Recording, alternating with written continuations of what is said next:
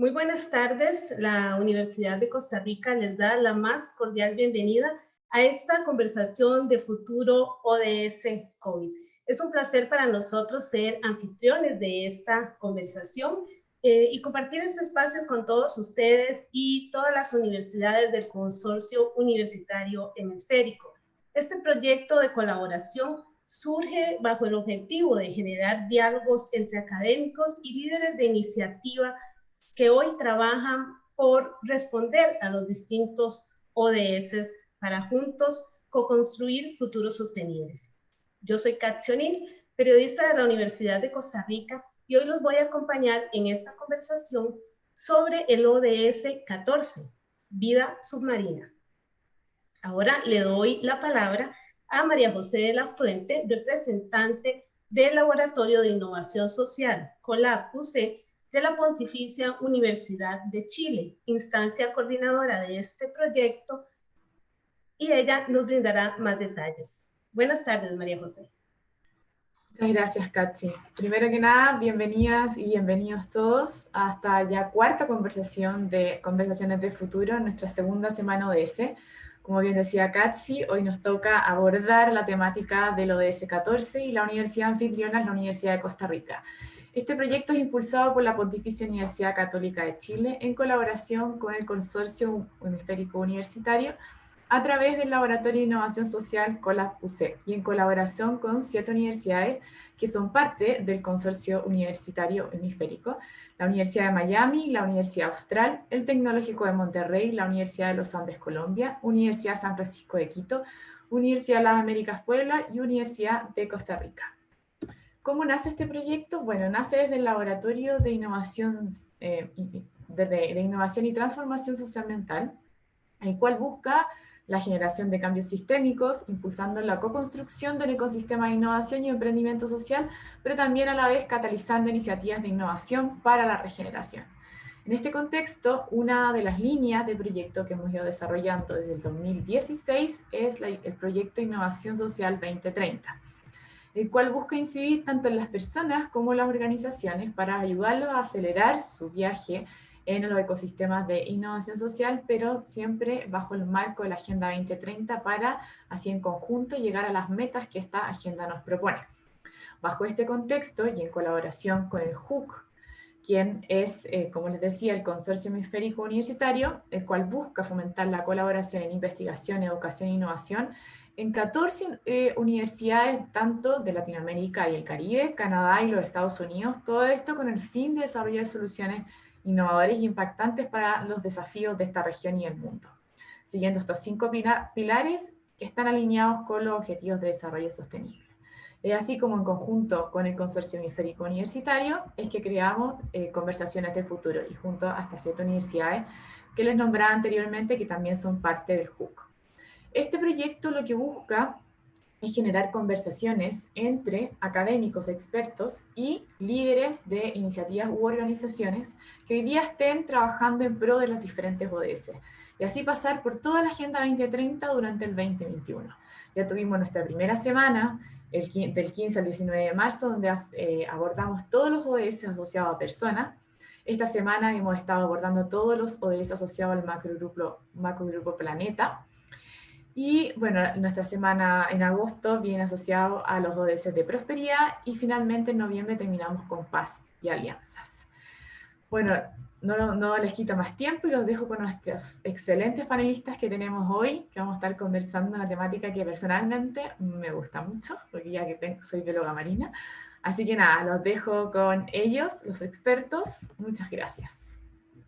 Muchas gracias, María José, y a todas las personas que se están sumando a esta conversación desde diferentes países. Ahora continuamos con unas palabras del señor rector de la Universidad de Costa Rica, el doctor Gustavo Gutiérrez Espeleta. Muchas gracias, Katsi. Tengan todos y todas muy buenas tardes. Señor Alejandro Flores Nava, oficial principal de Pesca y Acuacultura de la FAO. Señor Ingo Bergman, director del Centro de Investigación en Ciencias Marinas y Limnología, conocido como el CIMAR de nuestra universidad. señora Lisbeth van der Meer, directora ejecutiva Oceana, Chile, señora María Elisa Arroyo, encargada de gestión local para la conservación marina, señora María José de la Fuente, COLAB Innovación Social, participantes y miembros de las universidades del Consorcio Universitario Hemisférico. Los espacios de encuentro presencial para las discusiones e intercambios son parte de las actividades que hemos echado de menos a lo largo de los últimos meses por causa de la pandemia que afecta prácticamente todo el planeta. Sin embargo, hemos conseguido sobrellevar esta añoranza y hacerlo un poco más llevadera gracias a la tecnología que acorta distancias. Por eso celebro que hoy podamos encontrarnos personas de diversos países de nuestro continente, unidas por los intereses de la conservación ambiental de las instituciones y organizaciones que representamos. En el marco del Consorcio Universitario Hemisférico, para la Universidad de Costa Rica es un verdadero honor ser anfitriona de esta cuarta jornada de discusión de la semana temática sobre el planeta. Sin duda, este ha sido uno de los casos en los que la virtualidad ha podido unirnos, potenciando esfuerzos para visibilizar acciones que se alinean con los compromisos ambientales de nuestros estados. Personas académicas y líderes de diferentes organizaciones han compartido las investigaciones y proyectos que se enmarcan en los objetivos de desarrollo sostenible relacionadas con esta temática. Y hoy me complace inaugurar la jornada dedicada al objetivo número 14, que corresponde a la vida submarina. Nuestro planeta azul está cubierto por más de un 70% de agua, entre mares y océanos. Nuestra lluvia, el agua potable, el tiempo, el clima, los litorales, gran parte de nuestra comida, incluso el oxígeno del aire que respiramos, los proporciona y regula el mar. Es por esto que la conservación y la gestión responsable de los océanos, los mares y los recursos marinos son indispensables para asegurar un futuro sostenible. Y de ahí la importancia que este tema puede ser abordado con información precisa y rigurosa para apoyar la toma de decisiones locales y regionales. De acuerdo con el Programa de las Naciones Unidas para el Desarrollo, a nivel mundial, los medios de vida de más de 3.000 millones de personas dependen de la biodiversidad marina y costera. Sin embargo, el 30% de las poblaciones de peces del mundo está sobreexplotado y esto evita alcanzar el nivel necesario para producir un rendimiento sostenible. A nivel hemisférico, tenemos algunos de los legados naturales más ricos y diversos en materia de océanos y vida submarina. Y por esto América Latina y el Caribe incluso ha sido denominada superpotencia de la diversidad. A pesar de esto, numerosos efectos antropogénicos y climáticos, como la degradación de los ecosistemas, la contaminación costera y el cambio de los océanos, amenazan la conservación de esta diversidad y de las poblaciones que dependen de la misma. Nuestro país, Costa Rica, ha trabajado arduamente para proteger sus océanos y su vida marina y potenciar con ello la gestión sostenible de sus pesquerías. Se trata de acciones aún en marcha y reconocemos que deben incorporar una adecuada educación ambiental, la integración con las comunidades y políticas públicas que favorezcan la conservación y las prácticas sostenibles. La Universidad de Costa Rica, desde su compromiso con la formación de personas integrales y humanistas, mantiene también fuertes esfuerzos para la generación de conocimiento y actividades educativas sobre la vida marina. Mediante la colaboración interinstitucional con la academia, el gobierno, la empresa privada y las ONGs, diversas unidades y centros e institutos de investigación de nuestra universidad han apoyado diversos proyectos para mantener el equilibrio y la biodiversidad en los ambientes marinos. Por mencionar a uno de ellos, cito al Centro de Investigación en Ciencias del Mar y Limnología y la Escuela de Biología de la Universidad de Costa Rica, el cual ha desarrollado pesquisas y aportado evidencia científica para el apoyo del desarrollo sostenible de comunidades costeras y la conservación de las especies marinas. Por ejemplo, la aplicación MioCimar permite obtener información acerca del mar en tiempo real de las 8 regiones costeras de nuestro país. Asimismo, el CIMAR participó en el primer estudio de amplio alcance con cámaras submarinas, el cual reveló el estado de los tiburones y rayas del Pacífico Nacional. Incluso ha colaborado en la restauración de arrecifes coralinos mediante la jardinería de corales en el Golfo de Papagayo, entre muchos otros. Este compromiso académico se replica entre las universidades participantes de este consorcio que hoy nos convoca, y por ello celebramos la convergencia entre personas expertas de diversas áreas del conocimiento, investigadoras y líderes de organizaciones para visibilizar estos esfuerzos e incluso encontrar puntos de encuentro que permitan fortalecerlos.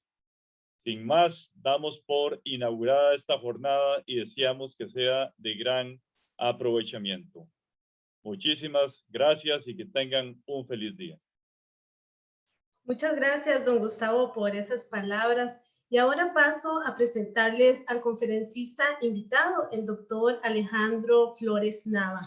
El doctor Flores Nava es ingeniero pesquero por el Instituto Tecnológico del Mar de Veracruz, México. Es maestro en Ciencias en Acuicultura y Administración de Pesquerías y doctor en Ciencias en Acuicultura por el Instituto de Acuicultura de la Universidad de Stirling del Reino Unido. Es jefe del Departamento de Recursos del Mar y director del Centro de Investigación y de Estudios Avanzados del Instituto Politécnico Nacional de México, director fundador de la Escuela de Recursos Naturales y rector de la Universidad Marista de Mérida, México. Ingresó a la Organización de las Naciones Unidas para la Alimentación y la Agricultura, FAO, en el año 2009, donde se ha desempeñado como coordinador del equipo multidisciplinario para América del Sur, representante de la FAO en Argentina y Chile, y actualmente es oficial principal de Pesca y Acuicultura para América Latina y el Caribe, y secretario técnico de la Comisión de Pesca en Pequeña Escala Artesanal y Acuicultura de América Latina y el Caribe. Bienvenido, don Alejandro. Muchas gracias por la invitación. Muy buenas tardes. Gracias. Don Alejandro, y sin más, vamos a arrancar esta conversación de hoy con una pregunta para usted. Don Alejandro, ¿cómo se ha visto afectado el avance del ODS 14, vida submarina, en el marco de la pandemia a nivel de Latinoamérica? Adelante. Muy bien, muchas gracias. Si me permiten, voy a tratar de compartir pantalla. Le agradezco que me indiquen si pueden ver la pantalla. Sí. Sí, perfecto. Correcto. Entonces, si me permiten, pues muchas gracias nuevamente. Una disculpa, tengo una presentación aquí mismo. Permítanme, por favor.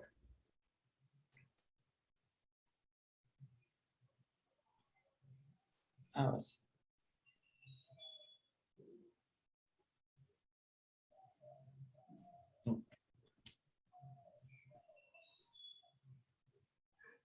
Espero no quitarles demasiado tiempo.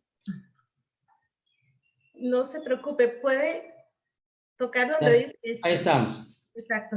Perdón, ahí estamos. Sí, pues bueno, nuevamente muchas gracias por la invitación.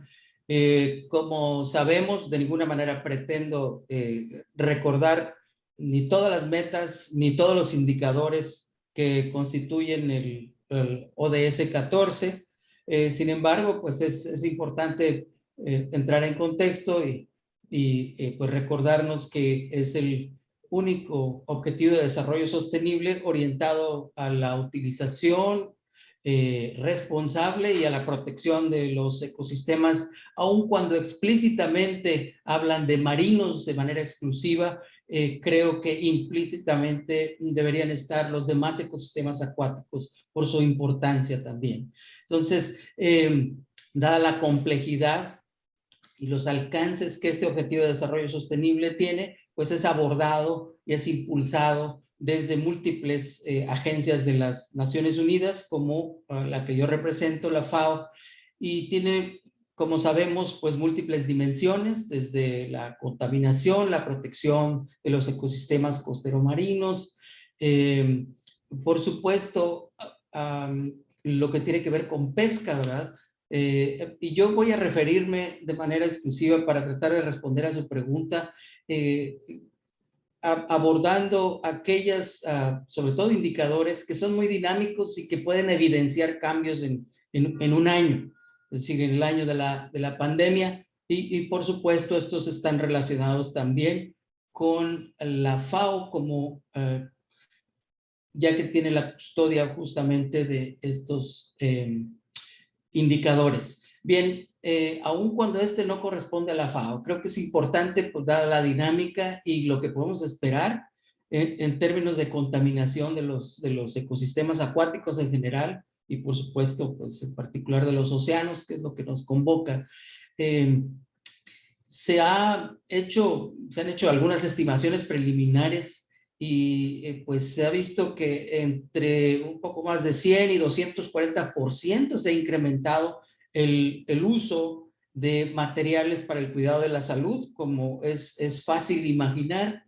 Pero ¿esto en qué se ha traducido? Bueno, pues algunos modelos inclusive estiman que solo, más que estoy refiriéndome a exclusivamente artículos plásticos, se considera que se han usado solo en 2020 130 millones de mascarillas plásticas, 70 millones de guantes de plástico. Esto da una idea de la dimensión del problema, porque y estos son datos de la ONU que pues registran la inquietud de que ante la debilidad de los sistemas de gestión de residuos biológicos infecciosos, como es el caso del cuidado de la salud, o muchos de ellos, hasta el 70% de ellos en algunos países pudiera llegar a los ecosistemas acuáticos, contaminando y añadiendo sobre todo a la contaminación por plásticos.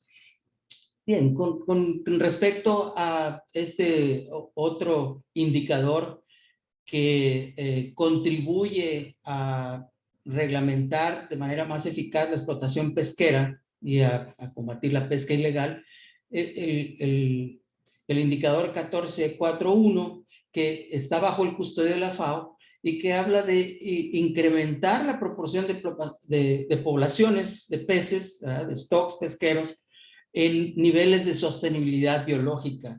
Y nada más para darnos una idea, antes de la pandemia, con todas los stocks, las pesquerías que sigue la FAO a escala global, ya se acusaba un nivel de sobreexplotación en casi el 35% y en plena explotación de casi el 60%. Eso nos lleva a que en los últimos años se ha incrementado los esfuerzos pesqueros, la presión sobre las poblaciones explotadas pesqueramente, y eso ha hecho que aquellas poblaciones en niveles de sostenibilidad biológica, es decir, que todavía hay un margen para pues, incrementar de manera razonable y responsable las capturas, se han reducido a un 7%. Esto es ya preocupante desde antes de la pandemia. Y en esto de las sumas y restas, porque todo tiene dos caras, por supuesto, los sistemas de monitoreo científico de las poblaciones explotadas en muchos casos se han detenido, en otros ha disminuido, pero en muchos casos se detuvo por algunos meses. Esto no es que sea demasiado grave, pero tiene consecuencias sobre todo en aquellos países que no tienen un sistema muy robusto de seguimiento de las pesquerías y que, de las cuales dependen por supuesto, esta información científica, depende de la toma de decisiones para la gestión del sector. Entonces, esto se ha detenido en muchos países, sobre todo en los nuestros, ¿verdad?, donde se han priorizado y correctamente muchas otras actividades y la canalización de recursos para atender el problema de la pandemia directamente en el ámbito de la salud. Pero también hay sumas, es decir, también hay un lado positivo. Y esto es que, por un lado, es decir, la demanda de los productos pesqueros ha disminuido en la región, aquí en América Latina y el Caribe, entre un 45 y un 75%. Esto fue en el primer semestre del 2020. Y esto evidentemente ha dado un respiro a las poblaciones explotadas.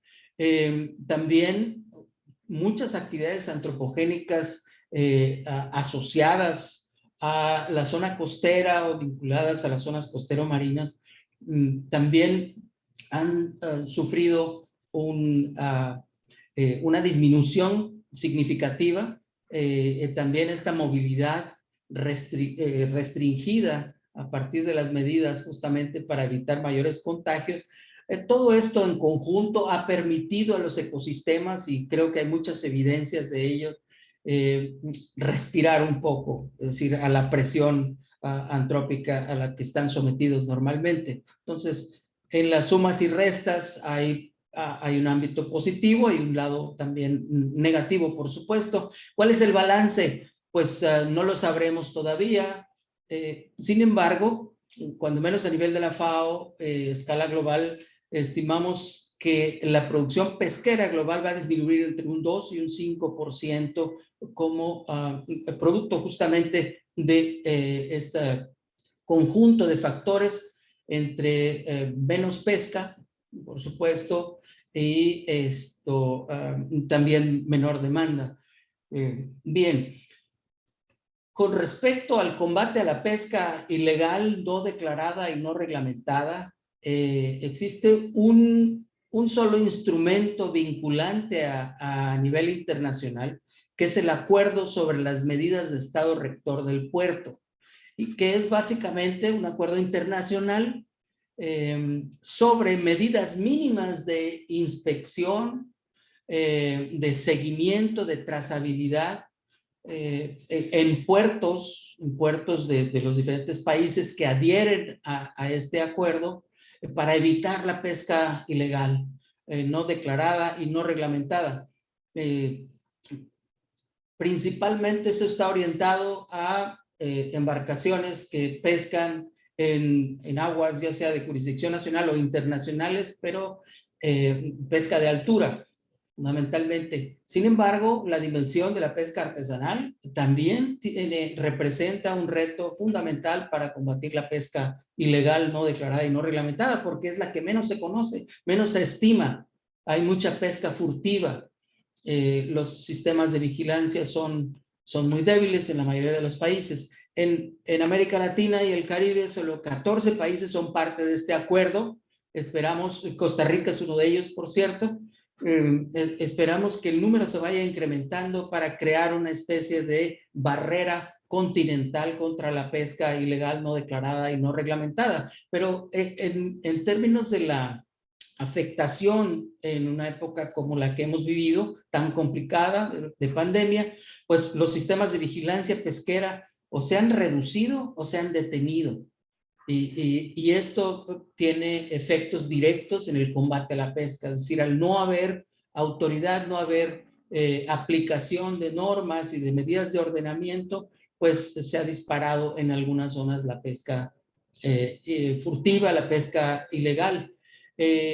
A escala internacional también la restricción en la movilidad, por ejemplo, de muchas tripulaciones de embarcaciones de gran calado internacionales pesqueras, pues muchas de estas tripulaciones provienen de países asiáticos y otras de aquí del continente y no han podido llegar a un puerto porque la movilidad inclusive aérea ha estado restringida y eso ha impedido que salgan embarcaciones, por lo tanto también esto tiene un efecto en las capturas, se han reducido en ese sentido.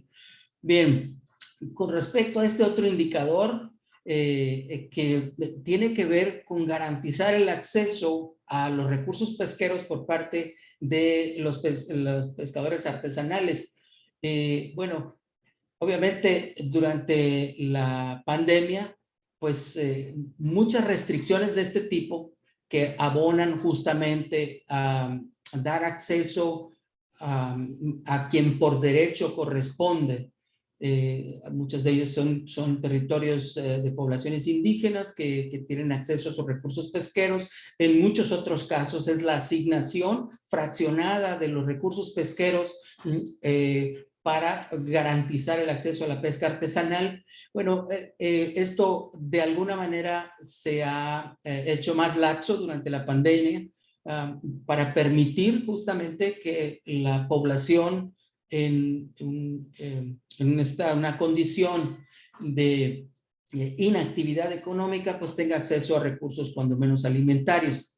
Esto también, bueno, pero aún así, aún durante este proceso complicado, restrictivo, no ha parado la evolución de algunos procesos que llevan a nuevos marcos legislativos en la región, a garantizar el acceso a la pesca artesanal. Este es el caso de Brasil, es el caso de la nueva ley en Panamá, en Perú, nuevas políticas en ese sentido. Así es que la pandemia allí pues no ha hecho mella.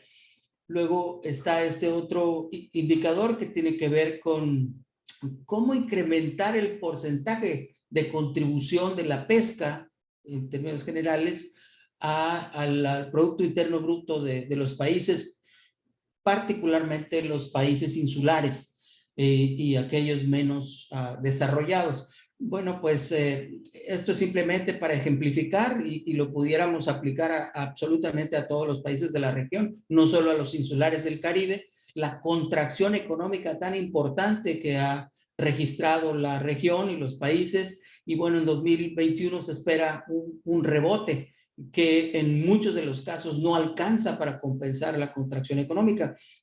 Con esto, lo que ha pasado, sobre todo en países insulares, que dependen en algunos casos hasta el 95% de importaciones de alimentos para atender sus necesidades poblacionales, pues por supuesto que se ha garantizado los pocos recursos que hay, se tratan de garantizar esa factura de importación de alimentos y entonces queda poco espacio, poco margen presupuestal para pesca exploratoria, para la implementación de políticas y planes que detonen el potencial que tienen en la pesca y en la acuicultura, por supuesto, estos países insulares. Es decir, hay pocos recursos, poca mano de margen de maniobra. Y bueno, finalmente, como un comentario a nivel general, pues muchos procesos de diálogos internacionales para aspectos fundamentales, se han visto suspendidos, pospuestos. La conferencia Nuestros Océanos, la conferencia global de acuicultura, en fin, hay una serie de diálogos internacionales, estos que tienen que ver también con la gobernanza y la protección de la biodiversidad en áreas, en aguas internacionales. Han pospuesto sus diálogos, ha bajado la intensidad y esto, por supuesto, en algunos casos hay cuestiones urgentes que atender y lo único que se está haciendo es retrasar los acuerdos para que estos se atiendan. Muchas gracias, don Alejandro. Perdón por extenderme. Nos abrió realmente esta conversación, ¿verdad? Planteando muchas de las preocupaciones en torno al ODS de vida submarina. Y más adelante tendrán otros espacios también para desarrollar otras ideas, pero vamos a continuar ahora con la presentación de los demás panelistas. Empezamos por don Ingo Bergman, quien es zoólogo con un doctorado de la Universidad de Hamburgo, Alemania, y trabaja principalmente sobre temas de camarones, cangrejos, langostas de aguas marinas y de agua dulce. Don Ingo trabajó en Chile, también en Estados Unidos, en Filipinas y Colombia, y actualmente es profesor catedrático de la Universidad de Costa Rica. Es director del Centro de Investigación en Ciencias del Mar y Limnología, CIMAR. Es curador de la colección de crustáceos del Museo de Zoología y coordinador de la Unidad de Investigación Pesquera y Acuicultura UNIP del CIMAR.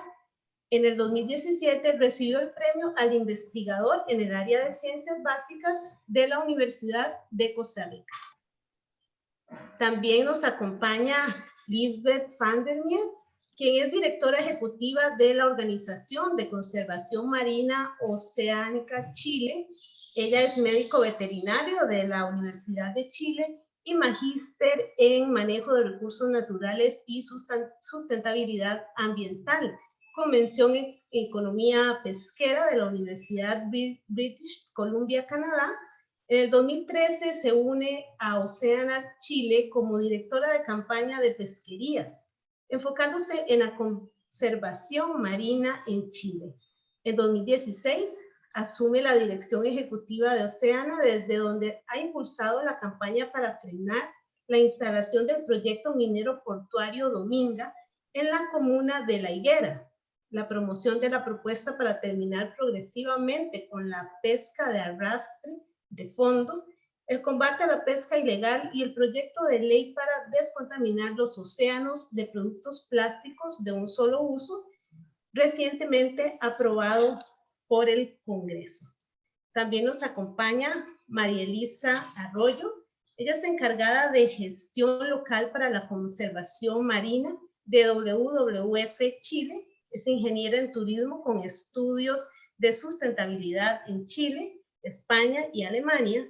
La mayor parte de su carrera la ha desarrollado en torno al trabajo comunitario y el desarrollo económico local, tanto en la Fundación para la Superación de la Pobreza y hoy en WWF Chile, dentro del programa de conservación marina, contribuyendo a la implementación de la estrategia de manejo efectivo de AMPs. Muchas gracias a todos los panelistas por acompañarnos el día de hoy y bueno, además de que nos cuenten qué está haciendo cada uno de ustedes, de dónde vienen, nos encantaría que también nos planteen, al igual que don Alejandro, cuáles son esas dimensiones y esos aspectos que más les preocupa a ustedes respecto al ODS 14 en Latinoamérica. Cada uno, les voy a explicar la dinámica, cada uno tendrá 5 minutos para presentarse y para responder a la pregunta. Y vamos a iniciar con Lisbeth van der Meer de la Organización de Conservación Marina Oceana Chile. Bienvenida. Hola, buenos días, buenas tardes, donde se encuentren. Oceana es una organización que se dedica exclusivamente al cuidado de los océanos. Está basada en Washington, pero tiene muchas sucursales a lo largo de Latinoamérica, Brasil, Perú, México, Belice, son los países que hoy día estamos. Y ¿qué nos preocupa, cierto? O sea, nosotros lo que hacemos es construir política pública desde la ciencia con las comunidades y cada día aprendemos mucho nosotros de las comunidades, no solo nosotros imponer, cierto, lo que nosotros creemos que es lo que se debe hacer. Cuando hablamos del ODS 14, que es de la vida submarina, ¿cierto? Uno tendría que centrarse mucho en lo que hay debajo del agua, pero efectivamente hoy día también, como ahora en Chile estamos hablando de una nueva constitución, nos damos cuenta de que el humano es parte de este ecosistema. No vive debajo del agua, pero tiene gran influencia y impacto sobre lo que hay debajo del agua. Un ecosistema no puede vivir sin el alga, ¿cierto? No puede vivir una anchoveta sin un tiburón sin una palometa. Entonces los ecosistemas, a pesar de que las ODS están así divididos, están completamente intercalados uno de los otros. Y por eso como Oceana nosotros hemos tratado de trabajar en estos sistemas, ¿cierto? Que no Por ejemplo, cuando la pesca, que lo que a mí más me preocupa con los ODS 14 es que hemos instaurado un montón de reglas, ¿cierto? Por ejemplo, que se debería proteger al menos el 10% de las aguas de los países. Chile tiene protegido el 25% de su zona exclusiva económica. Se han hecho grandes parques marinos acá, en parque marino, y hay un 44% que está definitivamente protegido con otra figura. Otros lugares en Latinoamérica no es el caso. Lamentablemente ahí ha habido un muñequeo mucho más grande desde la industria, y hay países como Perú, por ejemplo, que no tienen ni siquiera el 1% protegido. Ahora se está tratando de impulsar una zona, que es la zona del dorsal de Nazca, por ejemplo, en Perú, y esa protección lamentablemente no va a ser, aunque la llamen parque, no va a ser tal porque la pesca, o sea, al final lo que se está protegiendo es lo más profundo, y ni siquiera eso, porque la pesca, por ejemplo, de bacalao va a poder ocurrir dentro de esos lugares. Entonces hay mucha protección que en realidad no existe. Y en papel se ve muy bonito, ¿cierto? Pero hay que seguir trabajando en zonas que son realmente protegidas, pero realmente protegidas ¿para quién? Para las comunidades que viven de esto, y entender que estos ecosistemas no están protegidos solos, sino que necesitan, los otros lugares que están dentro de la costa necesitan la protección de otros ecosistemas para poder sobrevivir. La sobrepesca, esto es un tema que, bueno, que ahí Alejandro lo mencionaba, que a pesar de que en algunos gráficos vemos que la cosa va mejor, la sobrepesca es un temazo para la pesca artesanal sobre todo. Cuando ustedes ven la cantidad de peces que se desembarcan, exactamente casi 18 millones de toneladas de pescado se están desembarcando en la zona de Humboldt, ¿cierto? Y en los ecosistemas de Argentina, Brasil, Chile, Perú. Si juntamos eso, son casi 18 millones de toneladas. Muchos de esos son peces pelágicos que se utilizan para la harina de pescado. Entonces, tenemos una falta de visión de Latinoamérica como no puede ser que Chile tenga 44% protegido, pero hay en países que no tienen absolutamente nada protegido. Los peces no tienen límite, y eso es, yo creo que tenemos que tener una visión un poco más integradora, no solo de los ecosistemas, sino que también de toda Latinoamérica, y eso es lo que más me preocupa de los ODS 14 que no se está cumpliendo. Y estoy justo en 5 minutos. Muchas gracias, Lisbeth. Realmente una preocupación muy importante. Continuamos con María Elisa Arroyo, de la organización WWF Chile. Adelante, María Elisa. Hola a todos, a todas. Buenas tardes. Acá son las 4:40 en Chile. Muchas gracias por la invitación. Bueno, a grandes rasgos comentarle que WWF Chile hoy día es una organización, ¿cierto?, internacional que está en más de 100 países. Hoy vengo en representación de WWF Chile, especialmente del programa de conservación marina. En temas marinos tenemos dos programas, uno es el de pesquería y el de conservación marina, en donde estamos desarrollando diferentes estrategias, ¿cierto?, que están vinculadas a la conservación del mar. Una de las preocupaciones, y creo que coincidimos bastante con Lisbeth, es de, más allá de cosas específicas, ¿cierto?, de la reducción de la pesca ilegal, la reducción de la huella ecológica, de aquellas actividades extractivas, ¿cierto?, que generan impactos en los ecosistemas, nos preocupa la gestión a nivel de paisaje de este maritorio a nivel nacional. Y para eso lo más importante es ver cómo todos los actores, ¿cierto?, vinculados directa o indirectamente, se coordinan. Y ahí yo creo que todavía no se ha generado una visión común de qué es lo que queremos, ¿cierto?, como actores que se vinculan al mar para avanzar en la conservación marina. Y ahí también quisiera hacer énfasis, sobre todo desde el rol que tengo en WWF Chile, nos preocupa principalmente, y dentro de las metas, ¿cierto?, que hay del ODS, es cómo las áreas marinas protegidas en particular, como Lisbeth lo dijo, tenemos un 43% de protección, son una herramienta de equidad e inclusión para aquellos grupos, sobre todo más vulnerables, que dependen de esos recursos. Esa es una de las preocupaciones principales que tenemos como organización. Han existido avances importantes en Chile en cooperación, en coaliciones entre ONG, etcétera, pero sin lugar a dudas hoy día falta que todos los actores, es decir, comunidades costeras, indígenas, empresas, sector privado, academias, ONG, tengamos una gobernanza efectiva para generar esos cambios dentro del maritorio. Y esa principalmente sería nuestra preocupación como organización para Chile y Latinoamérica. Muchas gracias, María Elisa. Sin duda, la coordinación, la cooperación es uno de los objetivos que estos conversatorios de futuro ODS quieren impulsar en todo el continente. Ahora escucharemos al doctor Ingo Bergman del Centro de Ciencias del Mar y Limnología de la Universidad de Costa Rica. Muy buenas tardes a todos y todas. Muchísimas gracias por darme el espacio en esta actividad tan importante. Antes de contestar la pregunta, me gustaría presentar un poquito el CIMAR, que es el Centro de Investigación en Ciencias del Mar y Limnología. Limnología está relacionada con agua dulce, quiere decir que el centro trabaja principalmente en la parte marina, pero tenemos también una parte importante que trabaja en agua dulce.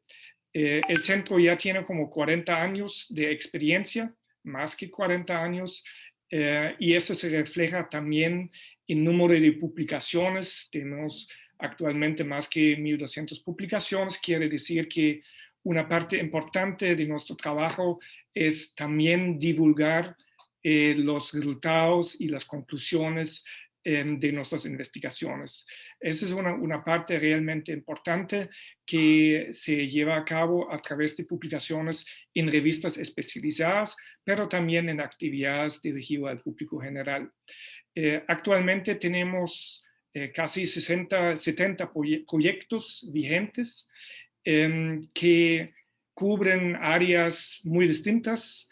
Para mencionar un par de áreas, es la biodiversidad, quiere decir que tenemos un grupo importante que trabaja en la identificación de especies, que es muy importante porque se tiene que saber si queremos conservar algo, tenemos que saber quién es, cómo se llama. La otra parte importante es ecología.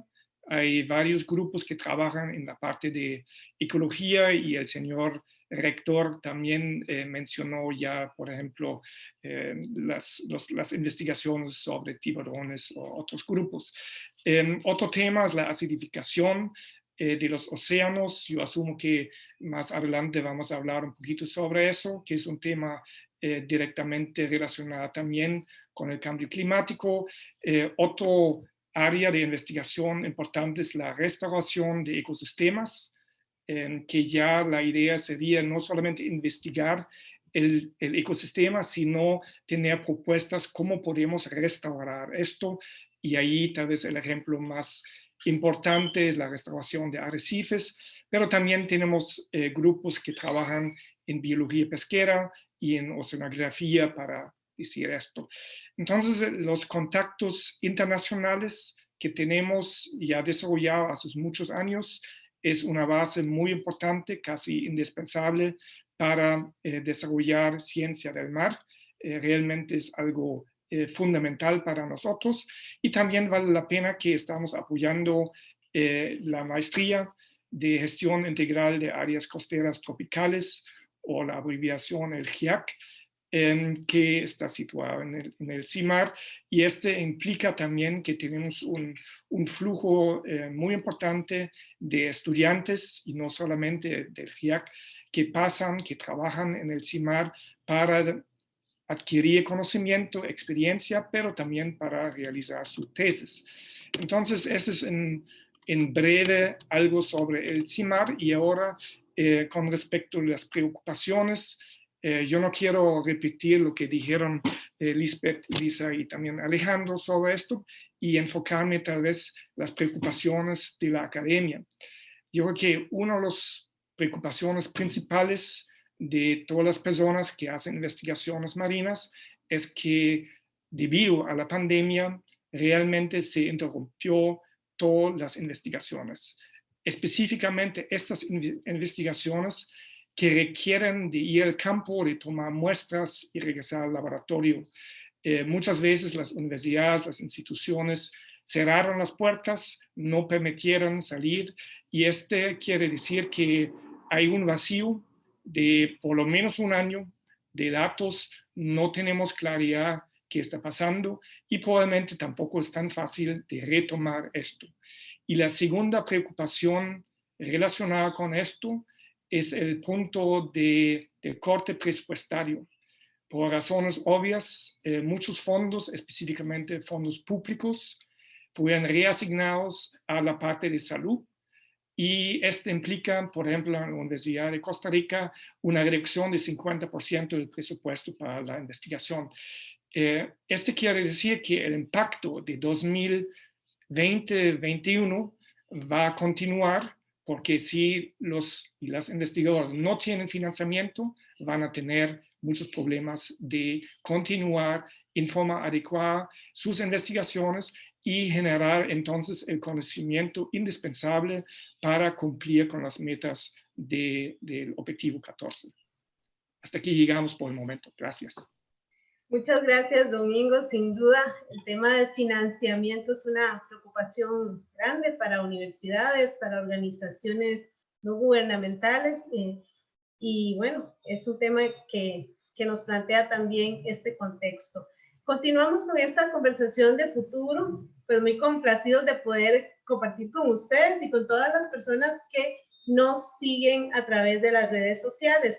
Les recordamos que pueden enviar sus preguntas para los panelistas y al final se van a estar compartiendo algunas de ellas para que nos puedan contestar. Ahora vamos a otra ronda de preguntas individuales. Igualmente voy a leer las preguntas y le daré la palabra a cada uno de los panelistas para que nos respondan en 3 minutos en este caso.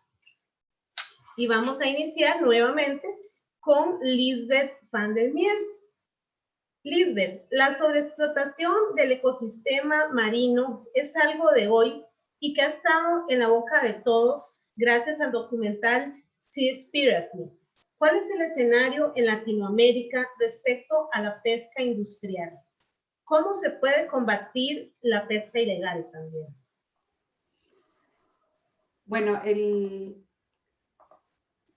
documental claramente retrataba muy bien, ¿cierto? Lo que nosotros como humanos normales no podemos ver todos los días de cómo se extraen los pescados. Ahora, la mirada la solución era bastante simplista, ¿cierto? Era dejar de comer pescado. Lamentablemente, eso es una visión un poco sesgada de todos los estudios que se están haciendo hoy día, porque hay muchos, o sea, si el problema se pudiera resolver con eso, yo creo que todos dejaríamos de comer pescado si fuera tan fácil, pero hay muchos otros problemas, y eso es lo que estudian los científicos, ¿cierto? Y los científicos han tenido una gama de soluciones que obviamente no se ha podido resolver porque este es un problema complejo, es lo que llaman un wicked problem, ¿cierto? Que tiene muchas aristas y que hay que resolverla de distintas formas. Hoy día existe la sobreexplotación pesquera, es verdad, pero, y cuando uno dice, oh, la industria es una forma de pescar, ¿cierto? Lamentablemente es el 70% de la flota que existe hoy día, pero también hay que tener claro que hay formas de pescar mejor. Por ejemplo, hay formas como la que uno pesca, ¿cierto? Con los artes de pesca, como se llama. Hay artes de pesca que son más sustentables, más selectivos, y esos son los que deberíamos promocionar. La industria claramente tiene un gran porcentaje, porque también mucho del pescado que nosotros estamos sacando de los océanos, que son vitales para la vida de otros seres que existen ahí, como son las ballenas, los delfines, los otros ecosistemas, la otra parte del ecosistema, mucho de esto se está yendo a harina de pescado. La harina de pescado es un commodity, ya que es parte de la proteína que está consumiendo el humano, compite con la soya, compite con todas las otras proteínas y por eso es sumamente valiosa. Es la proteína que hoy día se le está dando a los otros animales para que crezcan, a la acuicultura también. Entonces, la pesca industrial, cuando decimos qué está pasando con la pesca industrial, son modelos que se han formado porque son más eficientes y porque mucho de esto se genera haciendo harina de pescado.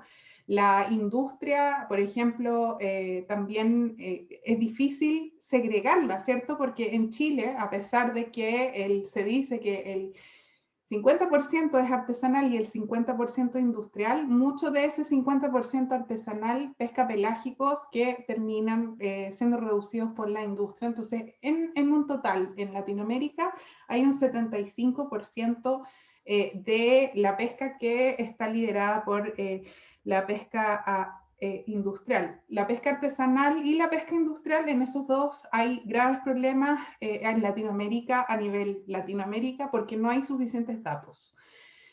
En Chile son pocos los países que tienen distribución de biomasas y que podemos hacer un análisis del stock y decir cuánto se puede pescar. Los otros países no lo tienen. Brasil no tiene información, Perú no tiene información de toda su pesquería y eso es lo grave. O sea, se necesita mucha información y como dice Ingo, es muy importante que la ciencia intervenga para disminuir la pesca ilegal, pero también para saber cuánto tenemos que pescar en cada país. Entonces la sobreexplotación no es solo un problema de la pesca artesanal o de la pesca industrial. La pesca ilegal no es un problema de una sola arista que se pueda combatir, sino que son muchas aristas, hay mucha tecnología, pero también mucho poder desde los gobiernos para interceder en los puntos de desembarque, ¿cierto? Pero lo más importante es la información, o sea, los datos que se tienen, y eso en Latinoamérica es muy pobre hasta el momento. Muchas gracias, Lisbeth. Espero que me puedan escuchar bien, ya que en este país en cualquier momento llueve muy fuerte y eso está pasando en este momento. Ahora pasamos con don Ingo Bergman. Usted tiene una larga experiencia trabajando en diversos proyectos de investigación del ecosistema marino y nos podría ayudar a saber qué es lo que sabemos hasta el momento de los océanos en Latinoamérica y qué es lo que queda por descubrir. Bueno, sinceramente es una pregunta muy compleja que contestar es en 3 minutos es un reto, pero yo creo que tenemos que empezar de distinguir entre zonas costeras y mar afuera. ¿Por qué? Porque las zonas costeras sí tenemos acceso. Podemos irnos, podemos bucear, podemos nadar, podemos colectar las muestras. En el mar afuera, esto no es factible, tan fácil.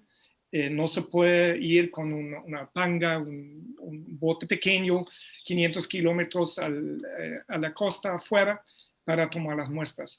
Y típicamente este requiere un barco de investigación.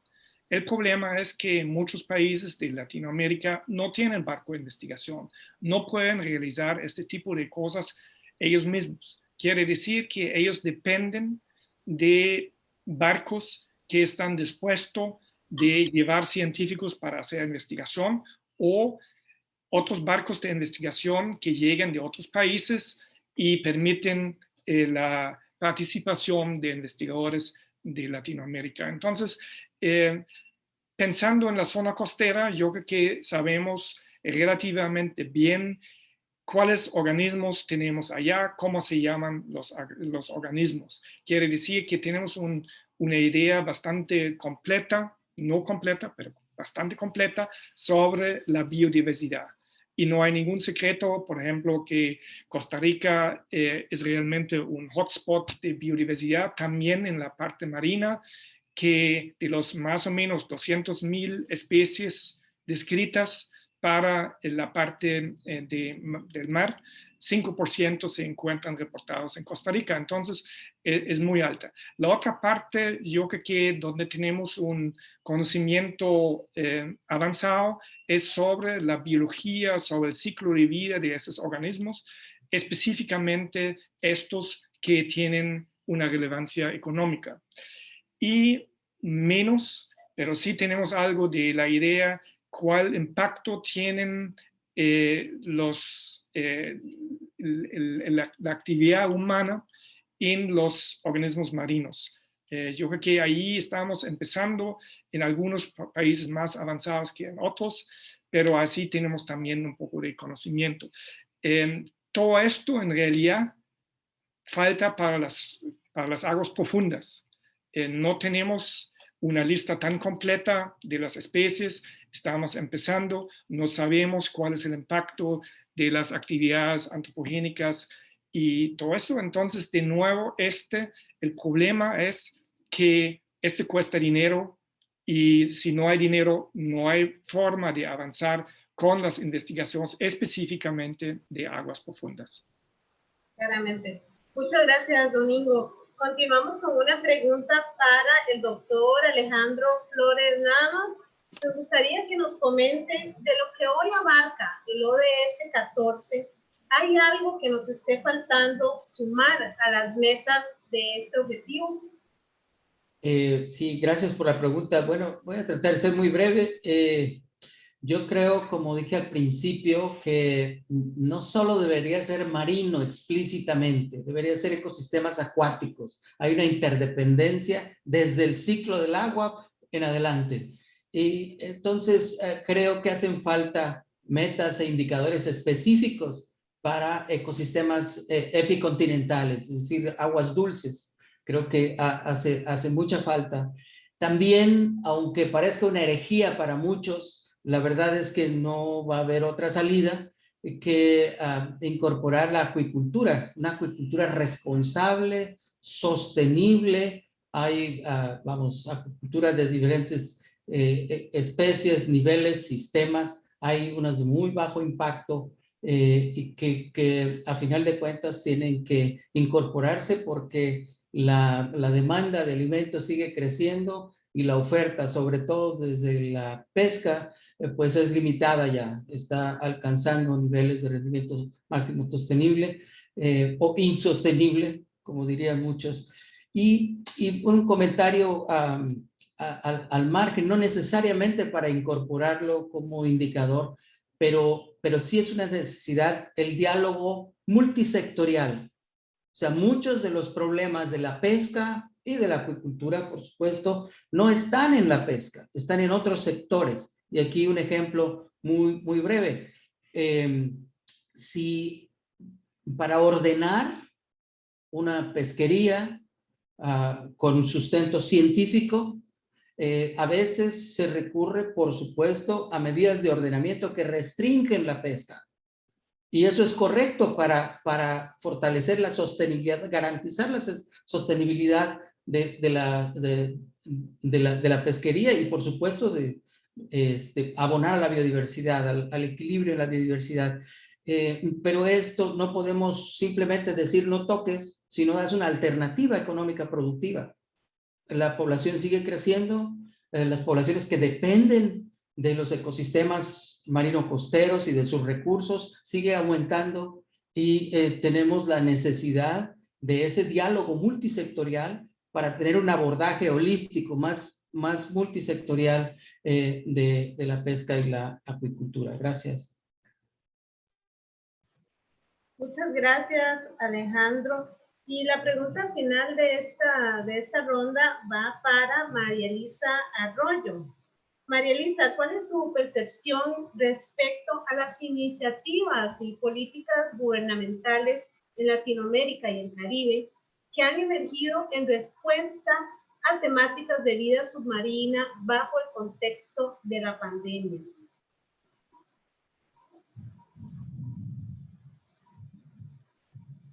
Estaba en silencio. Gracias por la pregunta. Bueno, este es un tema que discutimos en el equipo de WWF Chile, y después de este gran contexto que hizo Alejandro, ¿cierto?, sobre los pros y los contras de la pandemia, podemos ver, por ejemplo, que en políticas asociadas a, por ejemplo, el desperdicio, ¿cierto?, de mascarilla, etcétera, que puede generar esta contaminación, ¿cierto?, de esta pandemia, no existen políticas desarrolladas para esas cosas que está generando esta pandemia, ¿cierto? Lo que creemos nosotros es que netamente existen políticas reactivas y muchas veces un poco asistencialistas, que no necesariamente tienen que ver con los problemas que está generando la pandemia y que también Alejandro destacó aspectos de monitoreo, etcétera, ¿cierto? Que se han dejado y han perdido prioridad en Latinoamérica y en Chile, ¿cierto? Ante necesidades que van más por el lado sanitario. Nosotros creemos que no han existido políticas eficientes en el contexto de la pandemia asociados a la vía submarina. Destacamos también que se han evidenciado problemas bien complejos, sobre todo asociados a las comunidades locales más vulnerables, el acceso a la tecnología, por ejemplo. Hoy día tenemos una baja participación en los procesos de decisión y en los procesos de diseño de políticas y de iniciativas con las comunidades locales ante estas brechas de información y de acceso a la tecnología que existen. También una cosa importante que hemos identificado en el contexto de la pandemia y que tampoco se han generado en las políticas aceptadas, es que estas comunidades o pescadores artesanales han visto disminuido el acceso a los mercados, a oportunidades para diferenciar su oferta, etcétera, que ha generado, ¿cierto?, esta falta de tecnología y plataformas para su uso. Creemos que falta mucho que hacer. Políticas que ya están y que se han evidenciado mejor en esta pandemia tienen que ver con dar acceso a los pescadores para que puedan hacer sus trámites, ¿cierto?, con mayor facilidad, ¿cierto?, considerando que no hay acceso a tecnología, etcétera, pero no consideramos que existan políticas que estén enfrentando los problemas que está desarrollando la pandemia en el tema de vida submarina.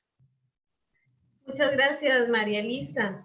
Y con esta respuesta cerramos este primer bloque y pasamos a un segundo bloque donde podremos proponer y dar algunas soluciones, ¿verdad?, a todas estas problemáticas y preocupaciones alrededor de los ecosistemas marinos. Quiero recordarle a las personas que nos están viendo que pueden enviar sus preguntas a través del chat para poder incorporarlas al final de esta conversación.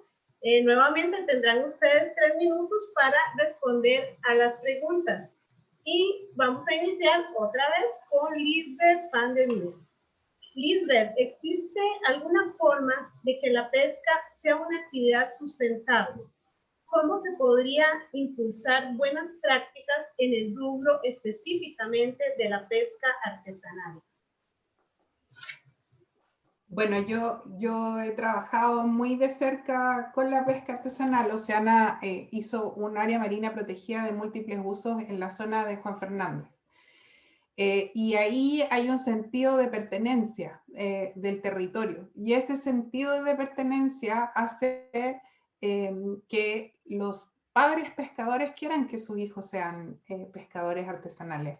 En muchas partes del mundo, lamentablemente, y también en la zona costera aquí continental de Chile, ser pescador artesanal no conlleva tanto orgullo, y eso es lo que nos está faltando a nosotros. O sea, aquí es la forma como que se pesca, esos conocimientos ancestrales no se pueden perder. Ellos saben cómo hacerlo de forma sustentable y eso es lo que no podemos perder. Por eso yo creo que tomar mucho más la sabiduría local que existe en nuestros países, eso es algo que es muy valioso. Allá, por ejemplo, miden la caparazón y si es más chico que eso lo devuelven al mar. Han sido pescadores sustentables por 120 años. Otras zonas, como por ejemplo Punta de Choros aquí en Chile, nosotros hemos visto cómo en 10 años ellos han logrado recuperar poblaciones de macha y de loco. Sin embargo, en la industrialización de ese lugar, con megapuertos, con plantas desaladoras, con un sinfín de proyectos termoeléctricos que se han tratado de instalar ahí, merman los sueños de los pescadores artesanales porque ven que de un día para otro se reemplaza un poco su trabajo. Y eso yo creo que las políticas públicas tienen que apoyar el desarrollo sustentable de la pesca artesanal en todos los países. mitigar el cambio climático, también ellos hay que ayudarlos a hacer eso. Pues, muchos de los muelles por marejadas, por ejemplo, se están perdiendo.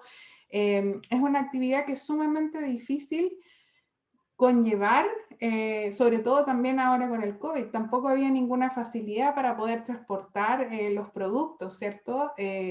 Por ejemplo, ya no, cuando no hay mercado. En Chile, por ejemplo, no se venden peces de pesca artesanales en los supermercados. Eso solo se vende en las ferias libres. Entonces, tenemos que empezar a crear sistemas para apoyar a la pesca artesanal, pero de verdad, y son políticas públicas que tienen que ser dirigidas para, y no solo como una actividad económica, sino también como una actividad cultural y patrimonial que tienen los países, que no se puede perder, que fomenta, ¿cierto?, todo este trabajo, que hay muchas personas en Chile que trabajan de esto, y también hay una distribución ahí de los recursos. Hay recursos que son netamente para la pesca artesanal, que yo creo que deben ser netamente para la pesca artesanal, y están mal distribuidos, ¿cierto? Entonces, 70% de algunas pesquerías que eran netamente artesanales, hoy día son de la industria. Entonces, ahí tenemos que pensar un poco cómo las políticas públicas puedan ayudar a contribuir a la pesca sustentable y no destruir estas fuentes de trabajo, que es lo que nuestros países generalmente hacen sobre la pesca artesanal. Muchas gracias, Lisbeth. Para el doctor Ingo Bergman, ¿cuáles han sido los impactos principales de la pandemia en las investigaciones de los ecosistemas marinos en Latinoamérica? Bueno, yo creo que ahí deberíamos diferenciar para no ser tan negativo, hablar de impactos negativos, pero también de impactos positivos, que no hay tantos, pero bueno, vale la pena mencionarlo. Yo creo que lo negativo definitivamente es la interrupción o cese de las investigaciones, a veces en forma completa, que definitivamente va a tener un impacto en la toma de muestras, en análisis de muestras y con eso también apoyando las decisiones relacionadas con este objetivo 14. Allí definitivamente tenemos un problema y relacionado con esto que yo mencioné también es el otro impacto, la reducción del presupuesto que va a seguir. Quiere decir que el impacto ya no terminó, sino yo quiero casi decir que ya el impacto ya va a empezar. Empezar para ver qué tipo de proyectos se puede financiar, cuáles no, y esta va a ser una fase muy complicada para todas las personas que viven de financiamiento para realizar sus investigaciones. Sin embargo, y para hablar un poquito algo positivo, yo creo que la pandemia abrió a todos nosotros, incluyendo obviamente los y las investigadores, los ojos que podemos utilizar plataformas virtuales para reunirnos. No es tan indispensable participar en un congreso, conseguir financiamiento que es caro y todo esto, sino hacer una reunión como ahora nosotros, que prácticamente no tiene un costo y da la oportunidad de intercambiar opiniones, discutir cosas.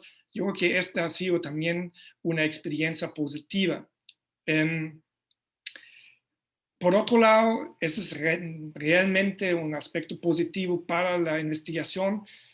Nosotros, nuestra generación de investigadores, tiene la posibilidad de analizar el impacto de una pandemia. ¿Qué va a pasar con el impacto que tiene menos visitas a playas, una reducción del tráfico en los mares? Todo esto es una oportunidad para ver qué impacto tiene eso, cuánto dura y qué va a pasar después de la pandemia, cuando se va a reabrir eso. Y también quiero terminar con una cosa positiva. Yo creo que muchos de nosotros, de los investigadores, están pensando, bueno, yo no puedo salir al mar para tomar las muestras, pero ¿cómo podría yo conseguir datos sin salir al mar? Y entonces ahí obviamente hay satélites y todo esto, pero hay toda una tecnología emergente para automatizar la toma de datos, y yo creo que este va a dar un empuje a un área que está apenas empezando, pero yo creo que también es un aspecto positivo.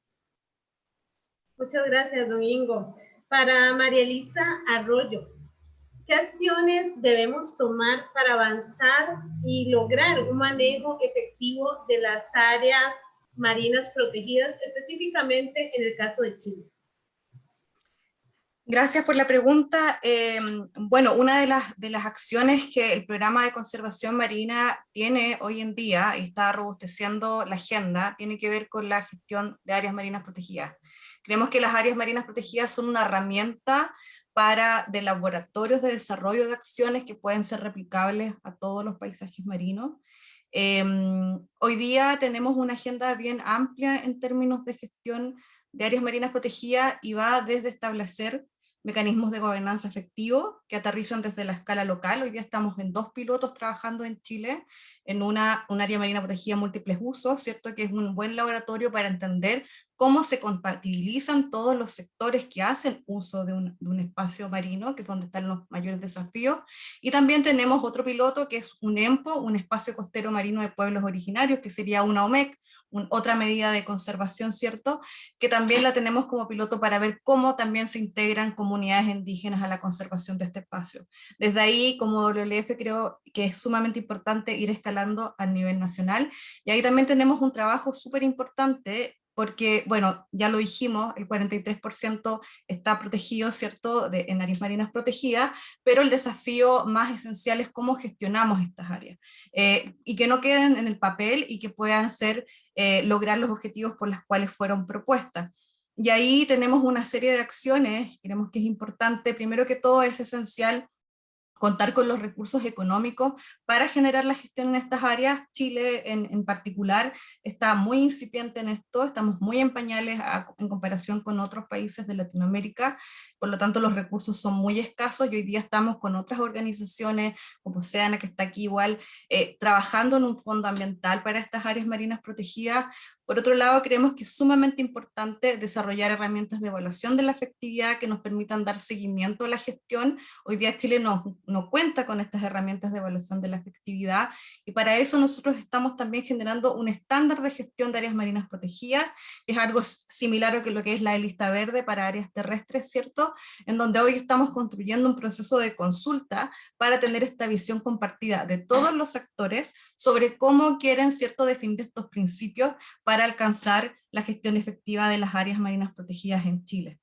Otra de las acciones esenciales y claves que creemos es fortalecer también las capacidades para la gestión en todos los actores, desde los servicios públicos que tienen administración de las áreas hasta otros actores más vulnerables como son las comunidades locales indígenas. Estamos tratando de generar este tipo de espacios de educación para esto, que sean sostenibles en el tiempo, y para eso con el Foro del Mar Patagónico tenemos hoy día una escuela, que es la Escuela de Gestores del Cono Sur, donde participa Uruguay, Argentina y Chile. Ya llevamos 3 años de la escuela piloto, y ha sido una buena iniciativa que demuestra que el fortalecer capacidades en los gestores directamente relacionados a las áreas es un avance importante para el manejo efectivo de estos espacios. Así que eso más o menos desde la experiencia creemos que es una buena forma de ir avanzando hacia la gestión efectiva de las áreas marinas protegidas, y sobre todo también ir mejorando con toda la experiencia los marcos normativos que existen en torno a aquellas actividades, ¿cierto?, que no son tan sustentables y que ocupan estos espacios. Muchas gracias, María Elisa. Y hablando de algunas de esas prácticas que tal vez no han sido tan sustentables, han habido numerosos casos en Latinoamérica de malas prácticas en torno a la acuicultura. Y quisiera preguntarle al doctor Alejandro Flores cómo se podría regularizar para que esta práctica sea sostenible y no dañina para los ecosistemas. Sí, muchas gracias por la pregunta. En efecto, de ninguna manera es gratis la imagen social tan negativa que ha adquirido la acuicultura pues a lo largo de 5 décadas. No es gratis porque tenemos múltiples ejemplos de pésimas prácticas muy irresponsables. Sin embargo, también es importante reconocer que en este contexto de incremento en la demanda de alimentos, como ya decía, y el hecho de que la pesca a escala global ha estabilizado sus volúmenes de captura, ya por razones de orden de capacidad biológica de los recursos, pues tenemos que reconocer que la acuicultura pues es la única herramienta como para, la única zootecnia para contribuir a cerrar esa brecha. Y definitivamente la acuicultura, todos estamos acostumbrados a hablar de acuicultura de carnívoros, de especies que se han posicionado en los mercados internacionales y por lo tanto son grandes inversiones que a veces a costa de lo que sea, incluyendo los ecosistemas, pues quieren generar mayor productividad para generar mayor renta.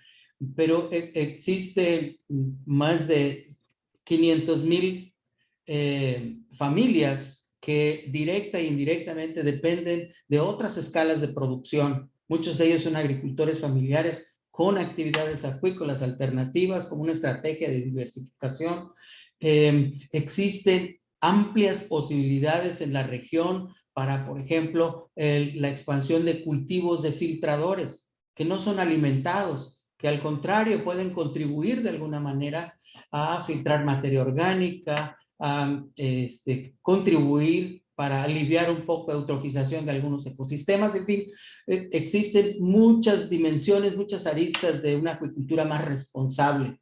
Y bueno, para ir de lleno a la pregunta, definitivamente con esa conciencia ambiental y con una mirada, repito, más sistémica, no solo desde la perspectiva monosectorial, sino tratando de ver con un enfoque ecosistémico o sistémico, diría yo, un diálogo con los demás usuarios de los recursos para tratar de planificar y desarrollar acuicultura bien normada, bien regulada, con límites absolutamente bien establecidos en función de la capacidad de los ecosistemas.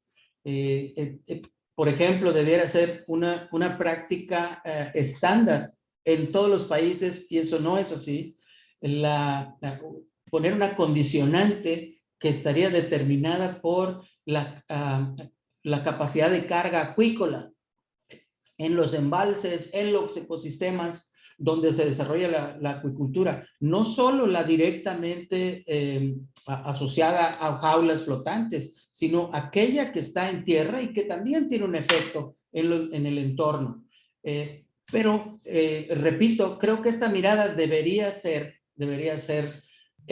sistémica, porque también es importante señalar que en la mayoría de los casos se pone a la acuicultura en el banquillo de los acusados, pero cuando uno ve las fuentes de contaminación orgánica son múltiples, porque son múltiples los usuarios de los ecosistemas alrededor. Entonces, ninguno de ellos está bien. Lo que tenemos que hacer es normar, primero tener información científica que permita, con un margen muy amplio, con un enfoque precautorio, determinar dónde sí, dónde no se debe, hasta cuánto se debe, hasta cuánto se puede, y normar y aplicar la ley irrestrictamente. Y por otro lado, fomentar el uso de especies de bajo nivel trófico, que no tengan externalidades negativas como presiones en otros recursos de la pesca, para, como bien se decía, pues canalizar esto hacia harina de pescado, que es la base es decir, la fuente proteica principal en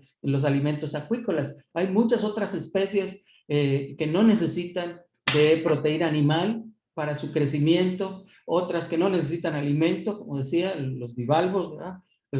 Las ostras, las almejas, en fin, hay una diversidad de especies muy importante, tenemos una biodiversidad muy amplia No necesariamente tenemos que importar especies, tenemos muchas con atributos biológicos interesantes, y esto es con una planeación adecuada, con bases científicas y una conciencia ambiental y una mirada multisectorial. Gracias. Es posible. Muchas gracias, don Alejandro. Y ya tenemos por acá algunas preguntas que nos hacen llegar las personas del público a través del chat. Para María Elisa, en abril hubo un desastre ambiental ligado a la industria de salmones en una zona marítima protegida, en Chiloé.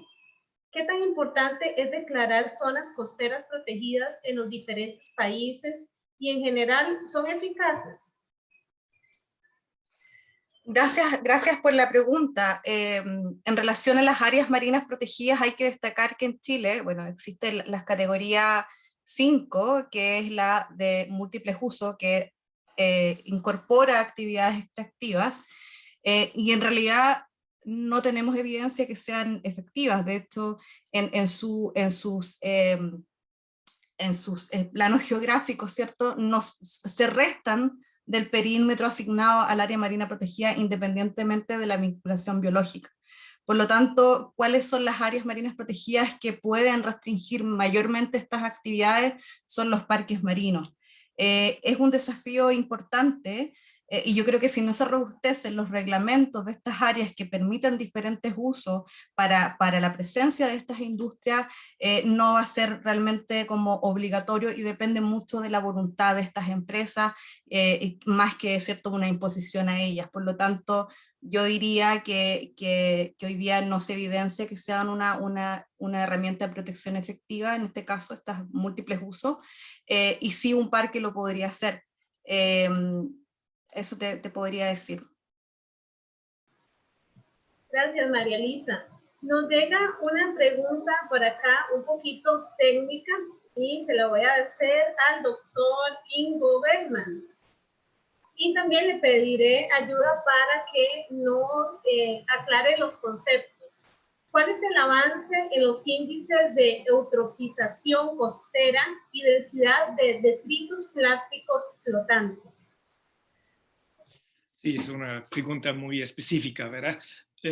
La cosa es que yo no puedo dar datos. Nosotros en el CIMAR tenemos proyectos justamente para ver cuál es la situación de la contaminación costera, en este caso, de microplásticos, que es una preocupación bastante grande.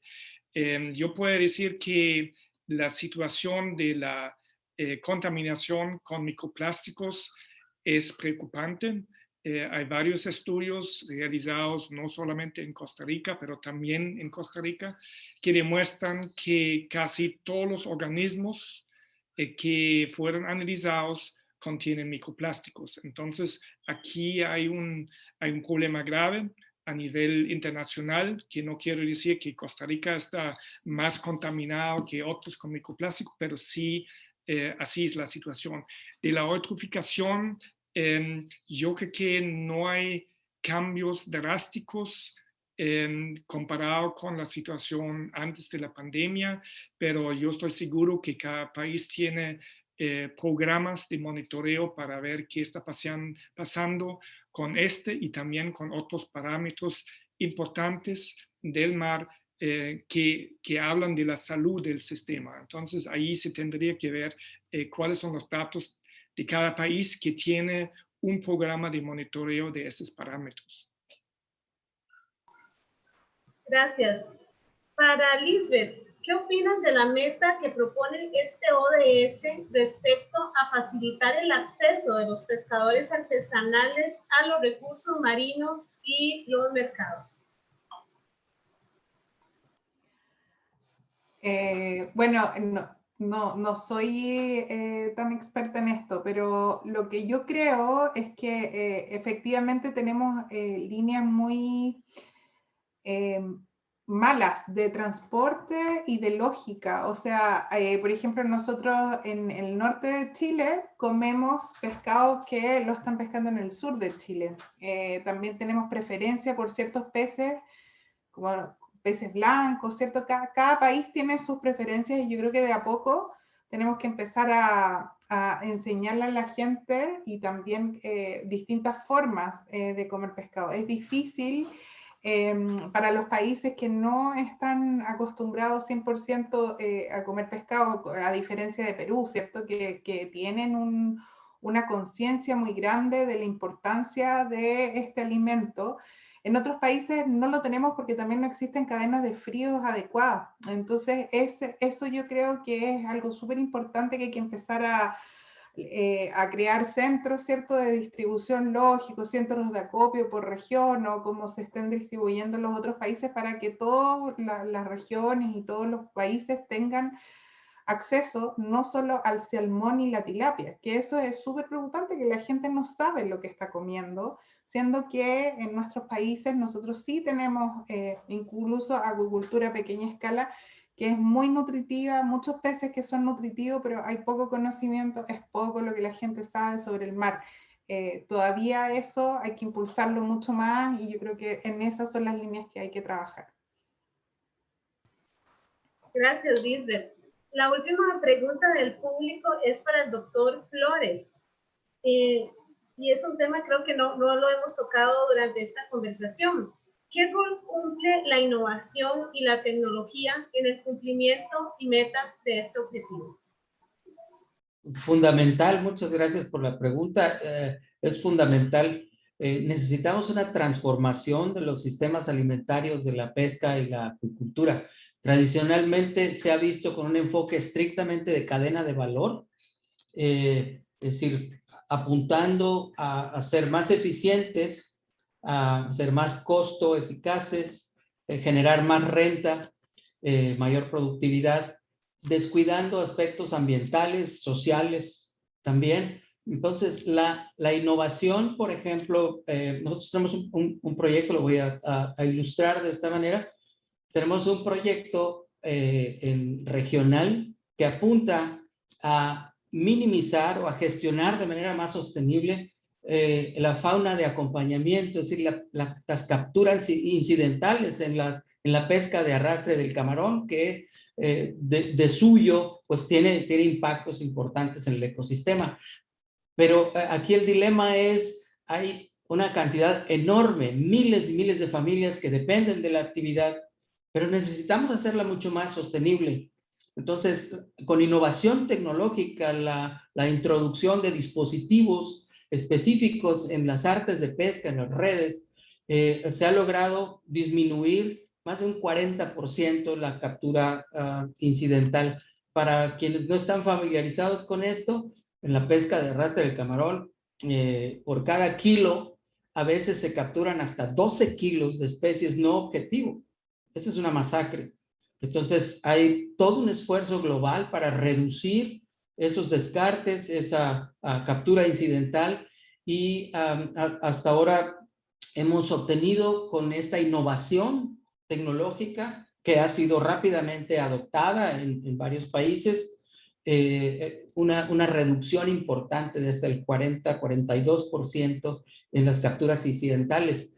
También la innovación en redes ha permitido que al ser más ligeras, el desplazamiento sea con mayor fluidez y el consumo de combustible es mucho más bajo.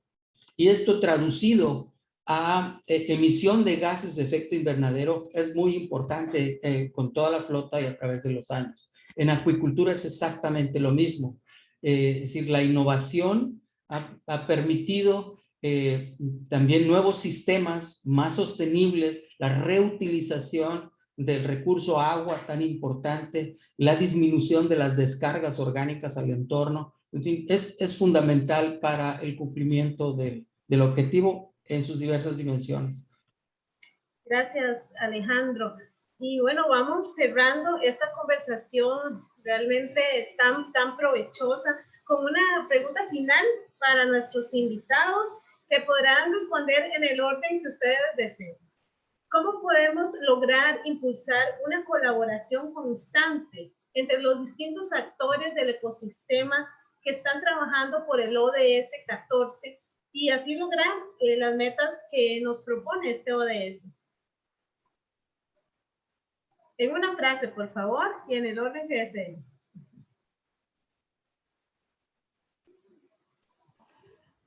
Bueno, como nadie quiere empezar, voy a empezar nomás, pues, pero yo creo que una frase es visión ecosistémica, que a lo mejor no a mucha gente le hace sentido, pero visión ecosistémica y también ambiental. La pesca no es solo económica, y yo creo que ahí es donde hemos fallado por todos lados. Y esa integridad de ciencia, comunidades y gobierno tiene que pasar. En Chile hace muy poquito se pasó una ley que prohíbe el plástico de un solo uso, de los cuales nosotros fuimos los impulsores, y realmente funcionó de maravillas tener todos juntos, pero todos tenemos que tener la voluntad de querer trabajar juntos y de dialogar. Y eso yo creo que es lo más importante.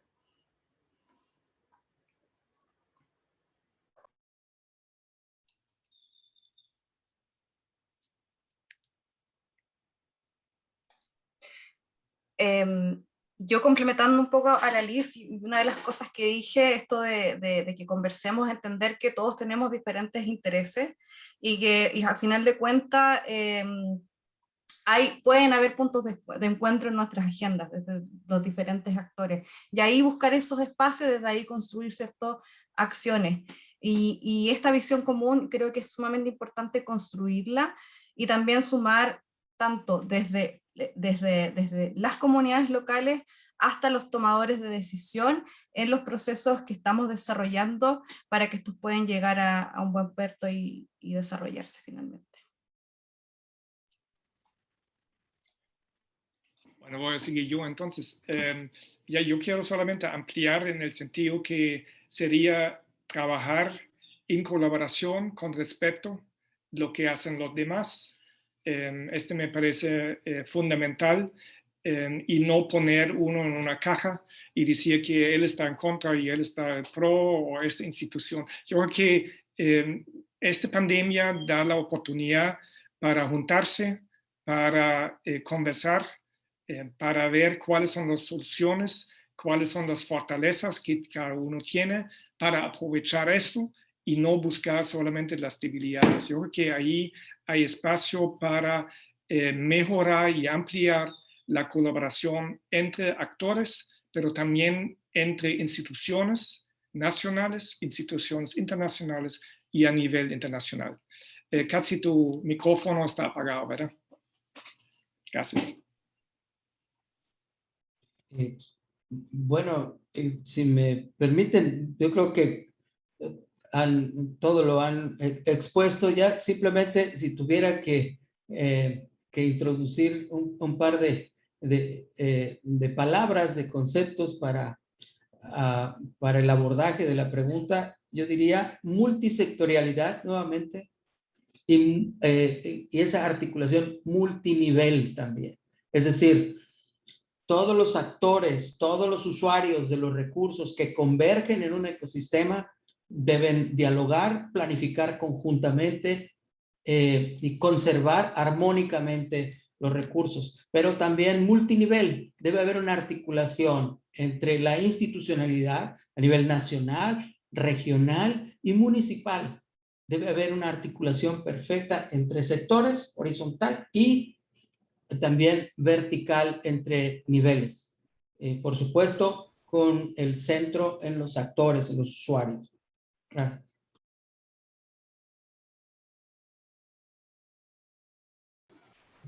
Muchísimas gracias a todos los panelistas del día de hoy. Yo soy Katsi O'Neill, les hablo desde Costa Rica en medio de un aguacero fuertísimo que está cayendo por aquí. Espero que me puedan escuchar.